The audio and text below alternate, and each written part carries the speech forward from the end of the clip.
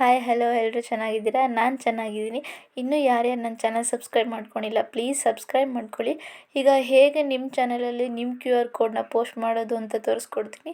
ಇಲ್ಲಿ ನಿಮ್ಮ channel you ಅಂತ ಇರುತ್ತಲ್ಲ, ಇಲ್ಲಿ ಯು ಮೇಲೆ ಕ್ಲಿಕ್ ಮಾಡಿ. ನಿಮ್ಮ ಚಾನಲ್ ಓಪನ್ ಆಗುತ್ತೆ. ಇವಾಗ ನನ್ನ ಚಾನಲ್ ಲಕ್ಕಿ ಲಕ್ಷ್ಮಿ ಓಪನ್ ಆಯಿತು. ಕ್ಲಿಕ್ ಮಾಡಿ.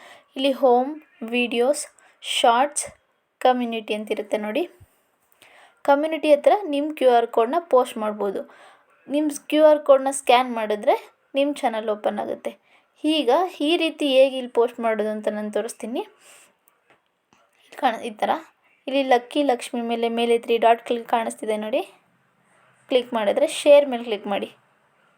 ಶೇರ್ ಮೇಲೆ ಕ್ಲಿಕ್ ಮಾಡಿದ್ರೆ ಹಿಂಗೆ ಬರುತ್ತೆ. Copy link, quick share, QR code ಮೇಲೆ ಕ್ಲಿಕ್ ಮಾಡಿ.